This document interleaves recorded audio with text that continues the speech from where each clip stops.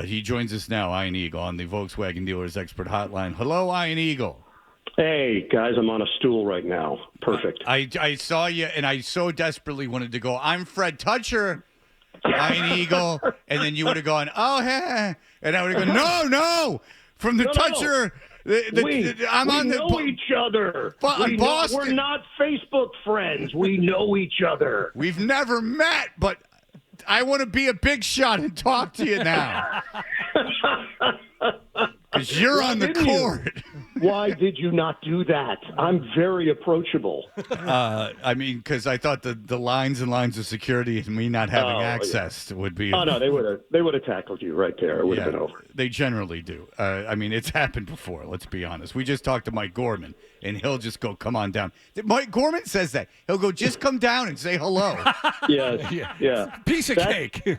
That's in the broadcast handbook when you sign your contract to be a television broadcaster in the NBA. Line 14, subline B says, "Tell anyone who asks to see you, just come on down." That's it. We just say that, and then security takes care of it, and then we're off the hook. It's fake hustle. Oh, we told him to come down. I don't know what happened after that. Yeah. No, but the funny thing about him is I think he's just been at the Garden for so long that he just assumes that you can just get down on the court. He's lost track of reality. He'll text me and be like, "Dude, come down, let's hang out." I don't know. And then Mike does not need a credential, as we know. Mike is among the most popular people ever in the Boston area. So I worked with Mike Fratello for many, many, many years, and I would wear my credential, and I noticed that we would walk into arenas, and Fratello would never wear his. And I'd say, "Hey, dude, what are you doing? Put your credential on." And he's like, "No, I'm good." I was like, "Okay." He tested it every arena in America. Like he wanted them to say, "Sir, excuse me, sir," and he would just keep walking. And let me tell you, the guy never got stopped. He just walked as if he belonged there. I respect it. Oh, no, you didn't. You thought that was annoying. Sounds like someone else we work with. Yeah. Okay, it was annoying. Yeah, you're like, Jesus, Fratello. You're a very mediocre coach. Let's not go crazy. Those Hawks teams, I don't recall you taking home championships. No, look, I opened the door. There's no reason Mike should be getting shrapnel like this. But I apologize. No, he's getting it, and he deserves it. Absolutely. Well, Ian, first of all, we talked to you during football season, and we knew you were doing the tournament. You've obviously been excellent. Everyone is a fan of yours. I believe it's never sounded better. How about that? I'll let you off the hook. And I won't say flat out that you're much better than Jim Nantz, but I will say that. But nonetheless, and I'm sure you're getting a lot of questions about it, but it's very interesting. The Athletic had a article about your life. I had no idea. Now, here's the deal that I thought it was funny, and I'll let you tell about any way you want about your backstory, but you are much funnier and have a much wider range of reference than most of the play-by-play guys we talk to. Gorman's this way, too. You're like Gorman in this way. Gorman's real well-rounded, but yes, and he was in the war and everything else, so he's got all that going for him. But you, an unconventional upbringing, correct? Yeah, very unconventional upbringing. Probably a big reason why I go in some different directions based on the fact that it was not normal, and it worked for me. I never looked at it as a barrier or a challenge that I had to overcome. It was more of, okay, this is my deal, and these experiences will lead me to this or lead me to that. It's funny because I got a lot of reaction, obviously, from the piece, and people that I know really well are like, "Man, I didn't know that. I didn't know." It's just not something you bring up in the press room. You're talking about the matchup that night, and I say, "Oh, by the way, my parents really weren't home, and my dad traveled 225 days a year. My mom lived on the West Coast." It's just not. It's not one of those easy conversations to pop in and out of. But for me, I obviously look back, I wouldn't want it any other way. It was a unique way to grow up, and because I didn't know any better, I just made it feel normal. Yeah, because your dad was a comic that that did like Borscht Belt in Vegas, and you were along for the ride. Sometimes you were on stage at an early age. You saw him getting laughs, and you were around other comics, and obviously in show business.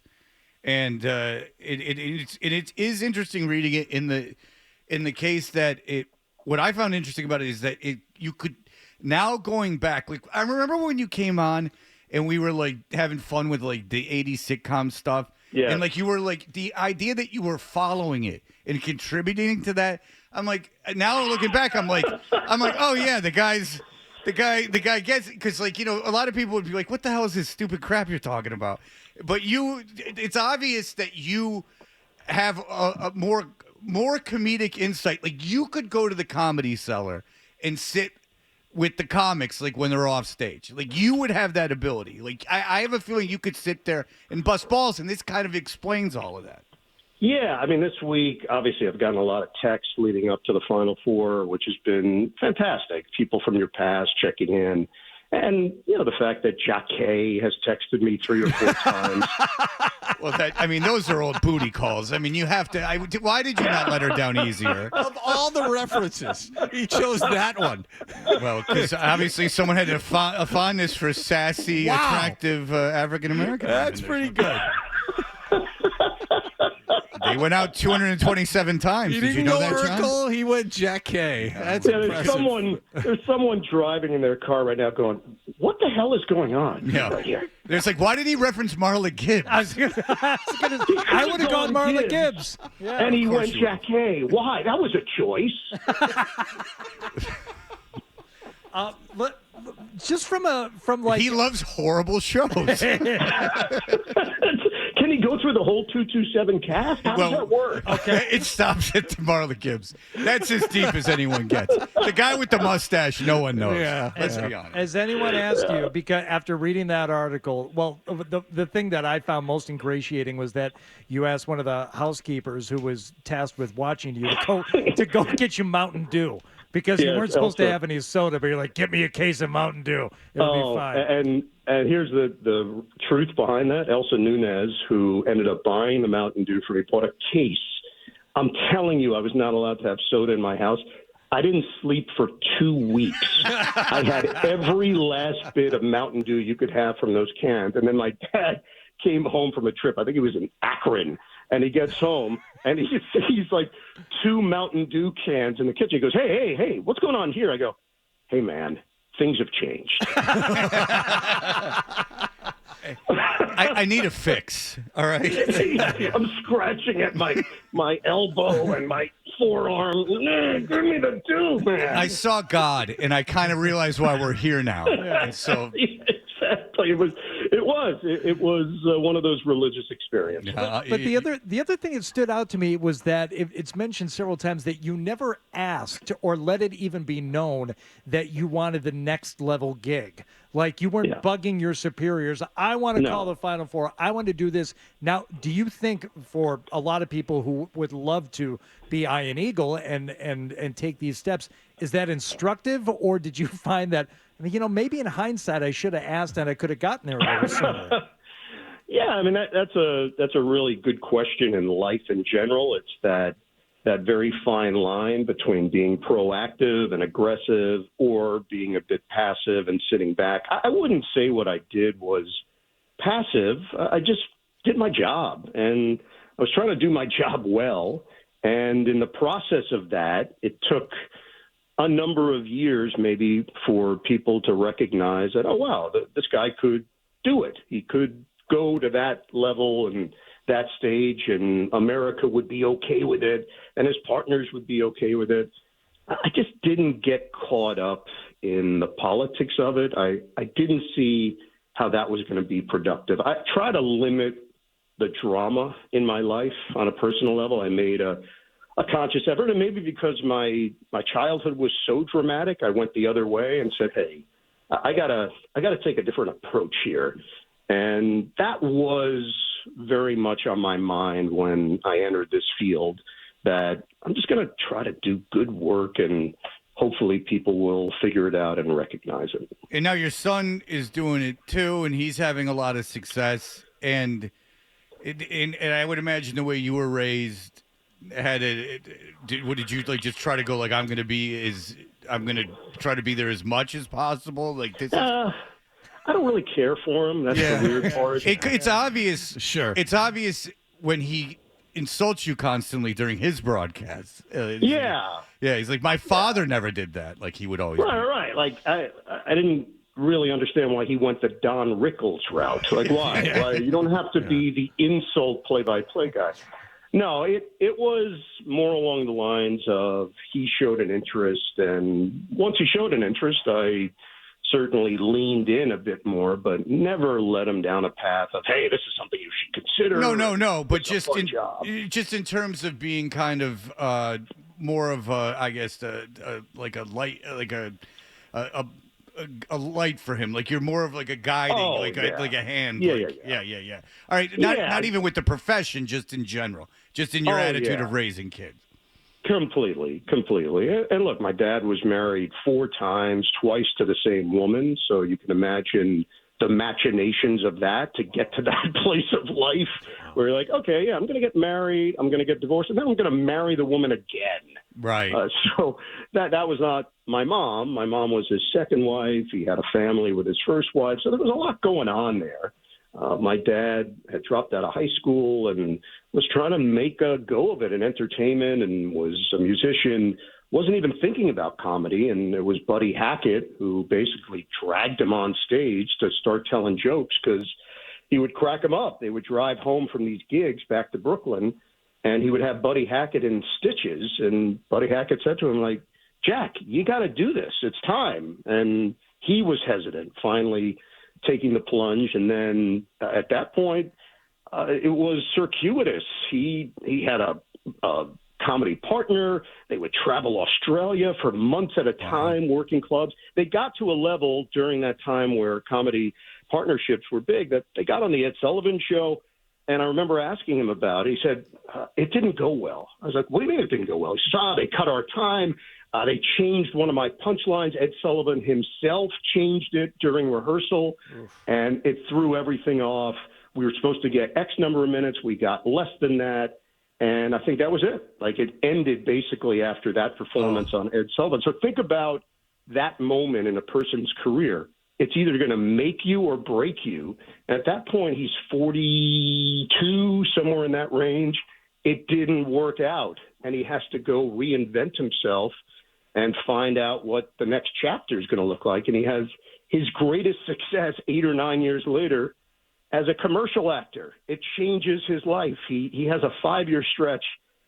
Anything he goes up for, he gets. He was that guy. Wow. He did like 50 commercials during that time period and became recognizable in the late 70s, early 80s for this Xerox character, Brother Dominic, and it just changed his whole life. And what a different time. I mean, he went around the country as a hired spokesperson, as a just monk, portraying that character. They would Xerox would just have him show up at, corporate events, which I don't know that would happen now. Well, no. And also, and I went a few times and watched him in action. It took all of his skills, all of these skills that he acquired over the years, being a great people person, being very funny, and also being empathetic. Like, he could find the person that needed it in the room, a room of 500 people, 700 people, and get to that person, which would shift the entire dynamic of that situation.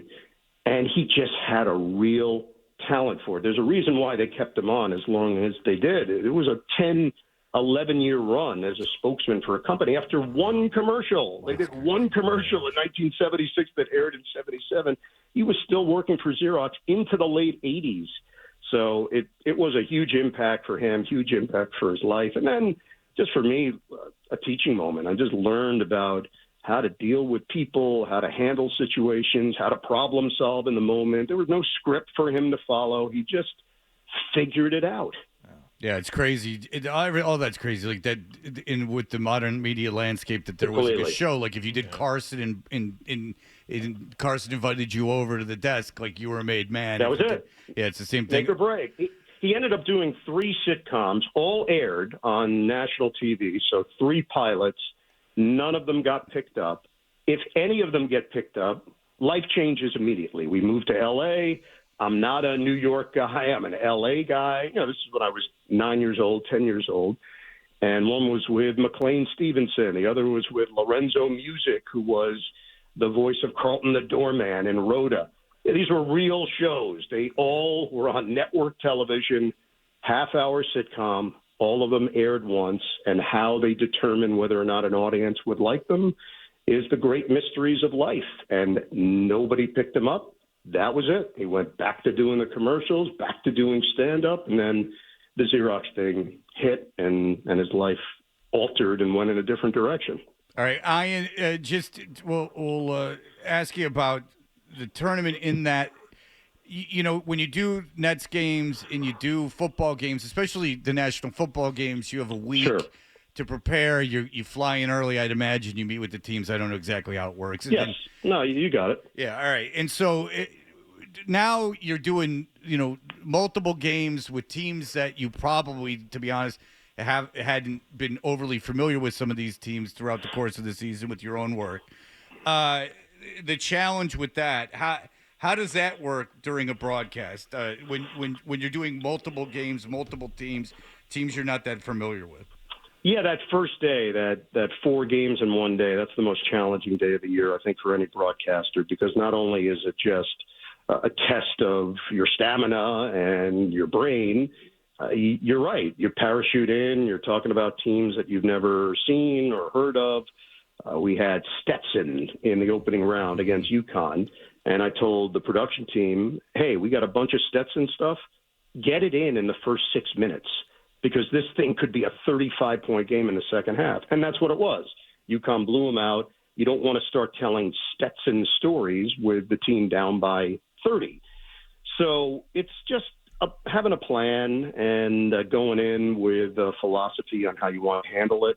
As the rounds continue and you narrow down the field, in my case, I've had all 4 of these teams in the Final Four. I've had them during the season, and I'm very familiar with the 4 programs, with the 4 coaches.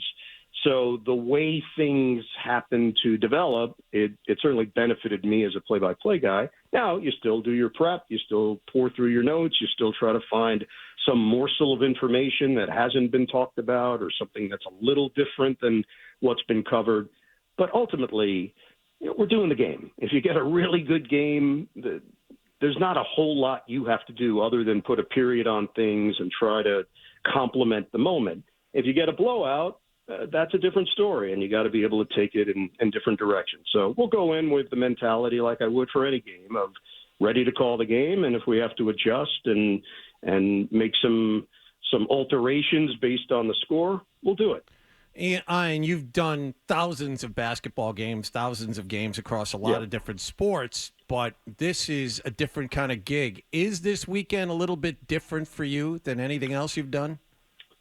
It wasn't until you asked that question. Yeah, John, you put a lot of. You would think as a guy who did. John does play-by-play for Bryant basketball, so he can kind of feel the way exactly that right. For you. That's right. I'm sure he's petrified. Same thing. He has the pressure of these games. That's right. So he knows how you feel right now. Yes, right. Completely. Hey, my across-the-street neighbor's son played lacrosse at Bryant. Very familiar. There you go. With the Bryant program. Sure you are. Yeah. All right, well, that means 100%. Yeah. I mean, that means. No, to answer your question, obviously it's going to be a little different driving up that day for the Final Four games, walking into the stadium. But I think once you put the headset on, once they tip it off, you go into muscle memory. You do the game. And that's how I've tried to focus in on it. I'm doing something I've done literally, as you said, thousands of times. And for me, it's interesting. Everybody views it differently. I end up doing about 100 basketball games a year between NBA and college. And for me, it helps. I just feel like I can get into a rhythm. I can go to those places that I'm very comfortable going to while doing games because I get a lot of reps. I'm doing a net game tonight. I'm doing Nets and Indiana Pacers tonight and then leaving for Phoenix tomorrow morning. And that doesn't feel abnormal to me. I know a couple of people, when I mentioned I was doing really? The week of the Final Four? Yeah, it's a game. I'm going to go do the game. I'm going to come home. I'm going to get on the plane. That's my my yearly routine. Why would I vary it up or change it? Because it's the Final Four. I do games. I like doing games. That's the point. All right. Well, Iron Eagle, what an interesting story, and we're all big fans, and you've been doing a great job, and can't wait to watch you this weekend and Monday night. We appreciate the time as always. And I'm just going to tell people, you can watch Iron Eagle. Call these games if you were planning on watching the Final Four of the finals. Right. I can direct you to Iron Eagle. All right. Well, Iron Eagle, thank you so much for the time, sir. We appreciate it. Appreciate it. If you like that clip, and how could you not? Check out more videos from Toucher and Hardy here. Point slightly up and to the left. And for the latest from the Sports Hub, download at 985thesportshub.com.